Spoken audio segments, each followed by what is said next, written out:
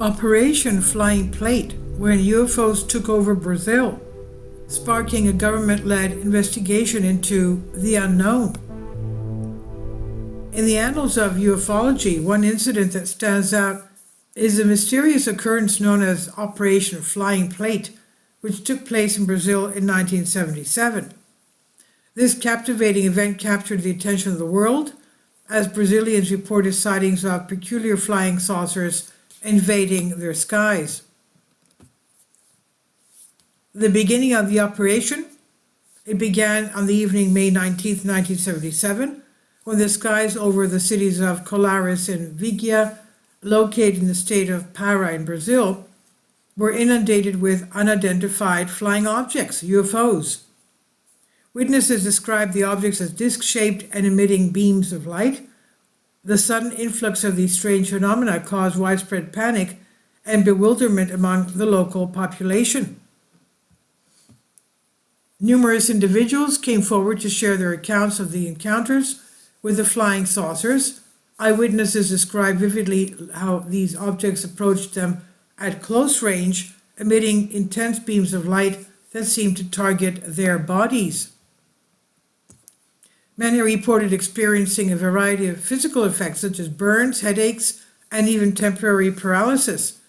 The sheer number of consistent testimonies lent credence to the notion that something extraordinary was indeed happening.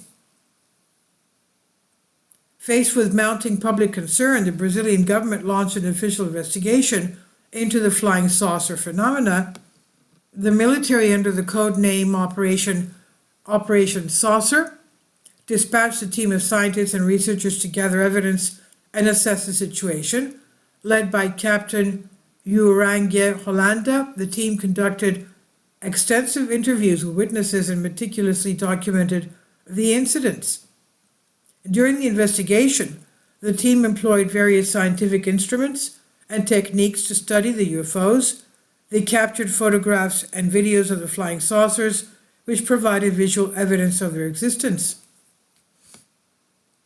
About 2,000 pages of field observations were recorded by the Brazilian Air Force, along with 500 still images and 16 hours of video.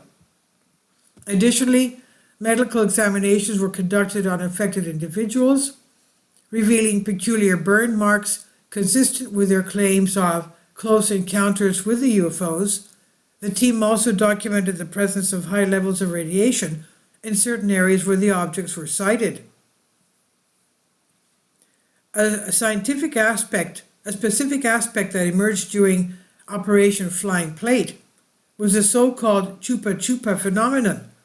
Witnesses reported encounters with smaller flying objects that emitted beams of light, seemingly draining the energy from their bodies. Victims claimed to have experienced fatigue, weakness, and sense of depletion following these incidents. Some even attributed deaths in the area to the mysterious effects of these encounters. UFO magazine, if you created a report, you can tell, Holanda said, when I arrived in Brasilia, I already had agents who were sent to investigate occurrences of the UFOs because this thing was already happening so often in the area of Colares, which belongs to the city of Vigia on the coast of Pará. The mayor of the city sent an officer to the commander of Comar to inform him that the UFOs were bothering the fishing very much. Some of them could not exert the fishing activity anymore because of the objects navigating under their boats. So these UFOs were going into the water and under their boats. At times, some objects even dived near them in the rivers and in the sea. The local population spent the night outside. Some people set up fires and used firecrackers to try to drive these invaders away. It was panic that made the mayor contact the command at Comar, asking for instructions, and the brigadier general ordered that they were to be investigated. Holanda said at the time it did not precipitate in the discussions. There was only one captain and he received only orders. I was no part of the proceeding and I don't know with certainty as of the decisions that have been taken, but for the little that I know, the decision was in the hands of the command of Comar If it had involved the involvement of Brasilia, I don't know. And he said, we were a team. I was at the head of it. We had 5 agents, all sergeants that worked in the 2nd Division of Comar. And he says, as a matter of fact, I wanted to test this thing off exactly and completely. I wanted to explain it clearly because everybody spoke in the light and objects and have nicknamed them with popular names such as Chupa Chupa. And Brazilian Air Force needed to know what was really happening. Since this occurred in the Brazilian airspace, the responsibility to inquire was ours. But in the beginning of Operation Plate, what I exactly wanted was a confirmation, the events of what were happening. And he says there were a series of stories of people who had been touched by a light ray, all judged that the effect of the ray was to suck blood out of them. And actually we verified some cases and we discovered that several of them, mainly women, had strangest marks on their left breast, and there were 2 punctures of the needle around the brown spot. It looked like iodine burning, and those people had their blood sucked out in small amount by those lights. Therefore, they had started to nickname them Chupa Chupa, which means suck, suck. And Hollanda said, we checked and analyzed by doctors who went with us to the location at the site at the time.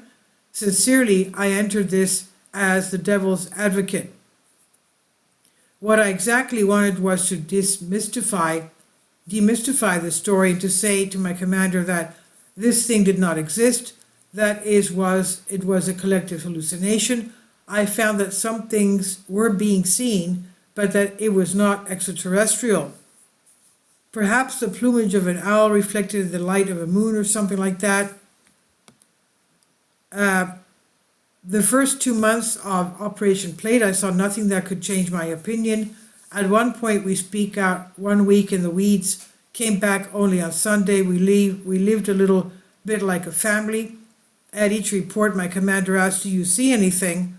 And my response was, we saw strange lights, at least, but nothing extraterrestrial.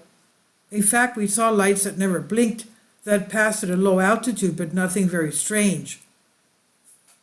We made interviews with the people who had had experiences. We prepared the places to spend the night and searched hotspots for night watches. We discovered that something appeared in such a place. We made a survey of the situation, and we always registered the names that involved the people in the proper form.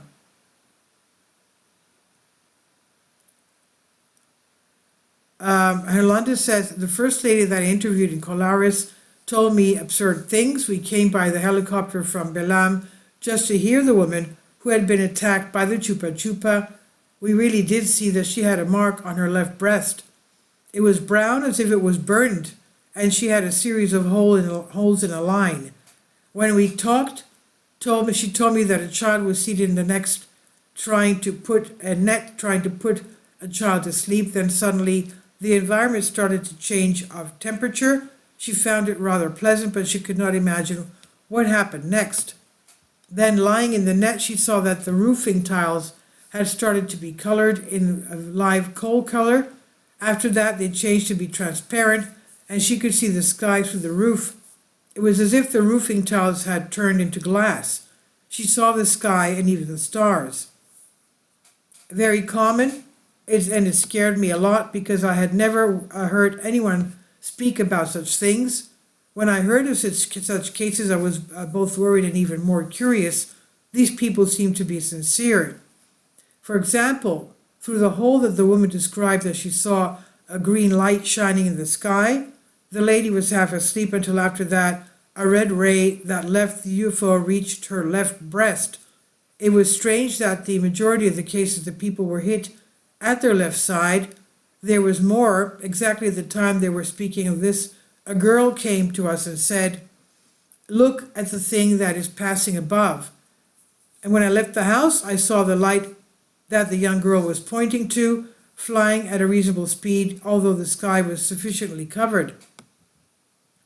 It was not very quick and it was blinking, going north. It looked like a satellite, except that this light turned back on its route and satellites don't do this. Soon after that, there was something even stranger. I could not even exactly say if it was an extraterrestrial craft. By the way, I was not there to cover up anything that appeared as being a flying disc.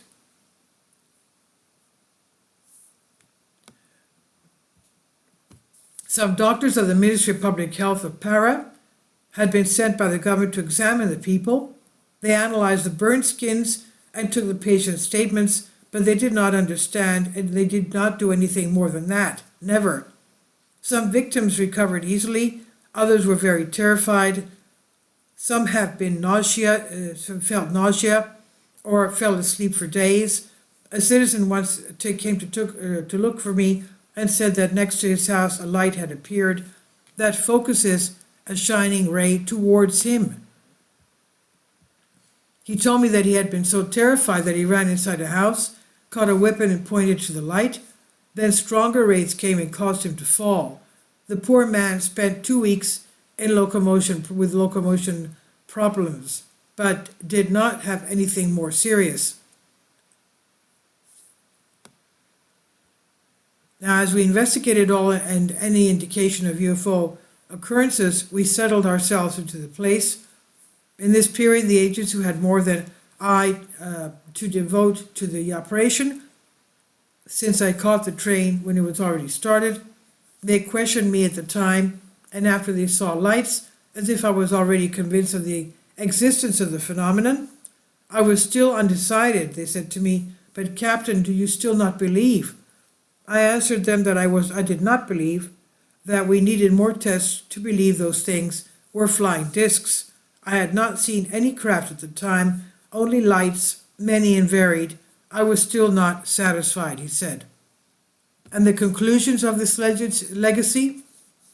While Operation Flying Plate did not definitively explain the nature or the origin of these UFOs, it left a lasting impact on the Brazilian population. The investigation sparked widespread interest in UFO phenomena, leading to further research and exploration into the subject.